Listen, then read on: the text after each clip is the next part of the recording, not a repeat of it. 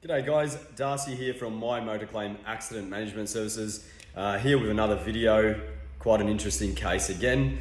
This one we represented a lady named Marion.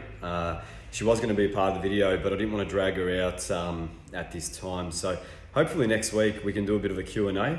Marion is willing to be a part of the video, which will be good. I would like to have her present, so that way it shows a real case scenario and how she felt before we got involved and then after we obviously finished her case.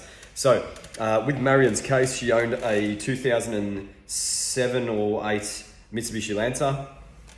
Vehicle sustained rear damage. It was hit in the back quite hard, and therefore there was some significant damage to the back of the car. She made a claim with her own insurer at the time, which was Apia Suncorp. And they took her car off to one of their network repairers. I think it was Capital Smart, they're called, in Teller. And Marion got a phone call a couple of days after by Capital, and they said, hey, letting you know your vehicle has been deemed a total loss write-off, and therefore we're not going to go ahead and repair your car. So Marion's gone off and said, okay, well, it is what it is. A day after that, she gets another phone call from Capital Smart or her insurer saying, oh, we've made an error in judgment, vehicle is repairable, and therefore we're going to carry on and fix your car, it'll be ready on Friday. Now this was in midweek, I think it was a Wednesday, and then they're all of a sudden telling Marion that her car's going to be ready in 2 days. A day prior, they're saying it's a total loss, a write-off. This naturally raised the alarm. So Marion ran this by a good friend of hers who recommended her to us. We took the file on from the moment she came through, and I wrote to the repairer, obviously instructing them to cease repairs immediately, and that we had grave concerns relating to the repair process, and also obviously for our client's safety. That was our main priority.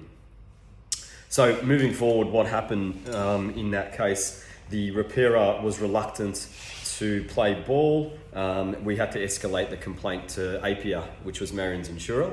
And then Apia obviously contacted the repairer and said, hey guys, you need to cease repairs. The vehicle is going to be pulled out of here and going off to an assessment centre. So we organised a tow truck to pick up Marion's car. We then organised our own assessor to assess the vehicle.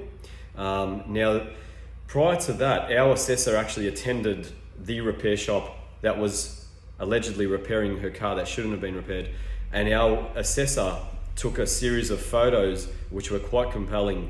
The back panel on Marion's car was absolutely caved in, requiring a replacement. The tailgate was actually in the process of being repaired with filler. There was enough filler in this thing to make 3 wedding cakes, which was absolutely putrid because one, it was going to compromise the safety and integrity of the car.